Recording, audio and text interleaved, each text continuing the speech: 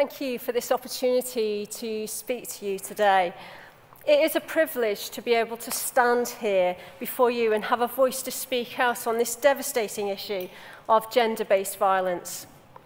I am aware of the hopes of survivors as I stand here, of those in the church in moving forward on this issue. And I hold that responsibility heavy. And I pray that I will be faithful to the broken heart of God over gender-based violence and convey our role in bringing it to an end, and also what our churches can do. I'm also aware in a room of this size that for some of you this will be a trigger moment, a reminder of your own experience of violence. For some of you it might be a defensive reaction, and for maybe others an uncomfortable reminder of your own perpetration of violence. Wherever you are at with this subject, I hope that you will let the barriers down, and I hope that you will hear what is being said. We know it's a difficult subject. And on the fact that it's a difficult subject, we have a National Domestic Violence Helpline number, 0808 2000 24/7. It's easy to remember, 08, repeat it, 08. It was formed in the year 2000, and it's open 24 hours, 7 days a week. 0808 2000 247. At the start of this, I wanted to give opportunity to hear the voice of a survivor, because they are important. Charlotte, not her real name, I've changed it, has given me permission to share her own story. Charlotte was a young Christian woman when she ended up being abused by a man named Craig, who she was in a relationship with. It lasted 6 years. What started off as seemingly really romantic gestures, such as the need to always be close to Charlotte, gradually escalated into manipulative and controlling behaviour, like limiting the amount of communication she had with her family and friends, and insisting that she had her phone with her at all times so that he could contact her. Craig's desire to control Charlotte and their relationship got worse, until he was emotionally and physically abusing her. One time, he hit her over the back of the head and then profusely apologised and said he would never do it again. Because, of course, he did. In fact, the physical abuse, including rape, became so frequent and extreme that when Charlotte finally summed up the courage and will to leave Craig, she had to undergo 5 months of intensive physiotherapy simply to get her limbs to work again, and had several months of post-traumatic stress disorder counselling. The sad and the shocking truth is that Charlotte's story is by no means rare. However, there is a common view that domestic abuse and violence against women only occurs within certain social groups and to certain kinds of women, and perhaps not in our church, perhaps that one down the road, but not in our church, and most definitely not to Christians. Recalling her experience, Charlotte told us, "There was no actual hostility in the church, but I felt it was just too much to try and talk about the abuse, as I felt that nobody would understand, that people would be wanting to know all of the details and think that I was exaggerating the severity of the abuse."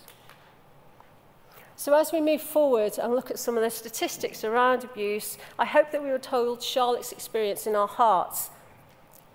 And each one of the statistics that I'm about to show you is a person made and reflected in the image of God. So what is gender-based violence? Well, the United Nations describes it as violence that results in or is likely to result in physical, sexual or psychological harm or suffering to women, including threats of such acts, coercion, arbitrary deprivations of liberty, whether occurring in public or private life.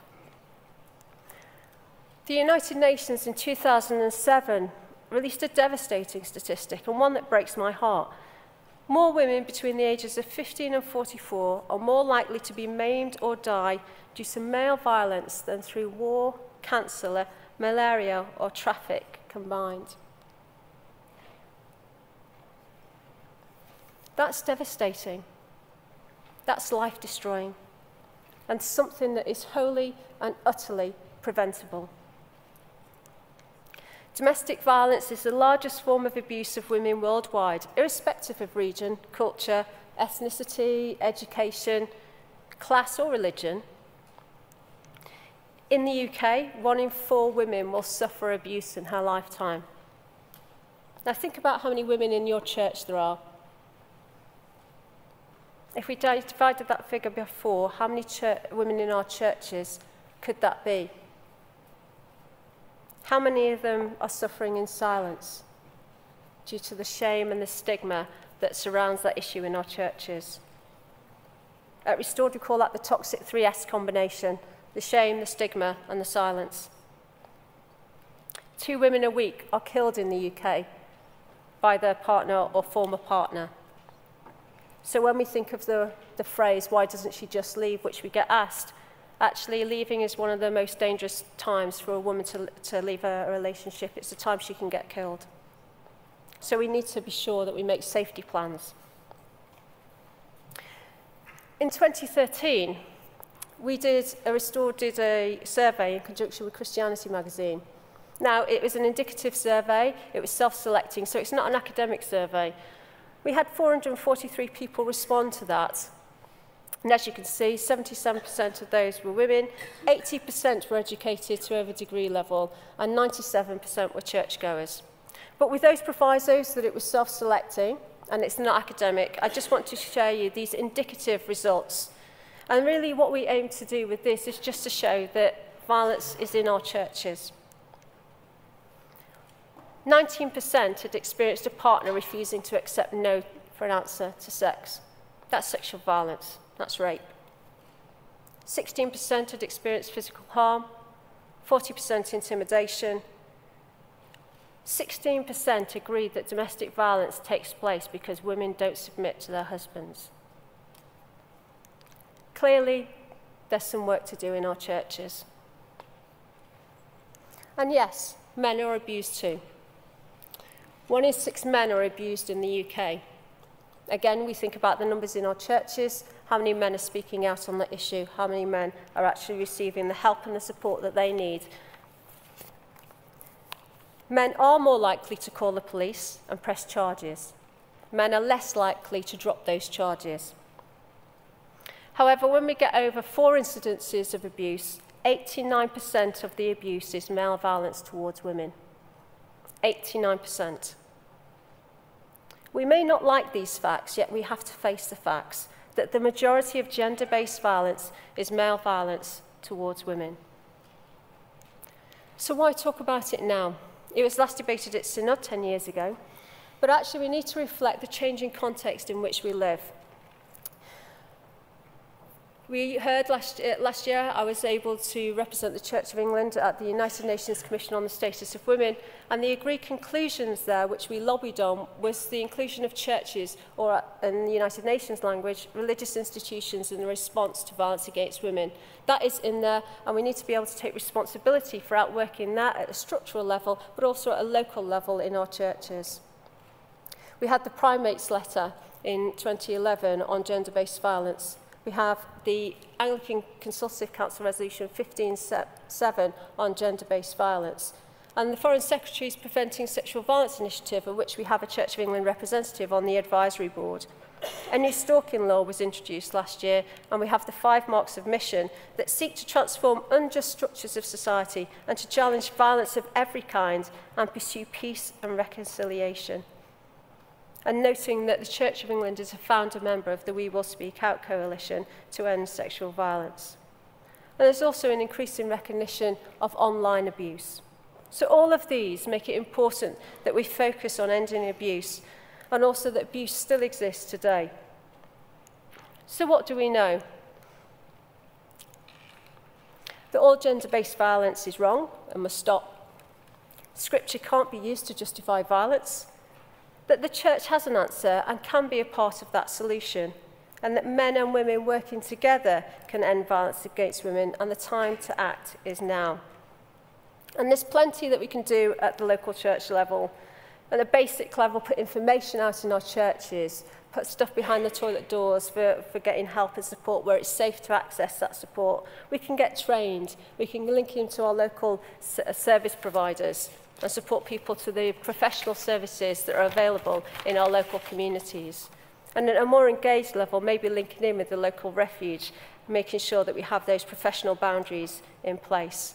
We can discuss it at our PCC committees, educate ourselves and get rid of the myths of abuse. We can have a charter for churches teaching our sermons. There's lots of stuff that we can do in our local services. We can promote healthy relationships.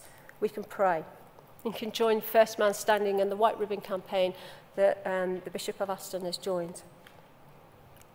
And some examples of what churches have been doing. There's been some great work going on. I start with my own church, St Stephen's, Twickenham, who has put up the toilet door posters and have information available at the back of the churches, and we're moving forward about an action plan to go forward. Last year, I was able to train 19 vicars across the Diocese of Durham and leave them with an action plan going forward to implementing their own diocese. Coventry Cathedral, one of the first to get trained. Ending gender-based violence is all of our responsibility, and we all need to take action to bring it to an end. The culture of silence and complicitness needs to be broken. It takes all of us playing our part. Perhaps we even need to redefine courage.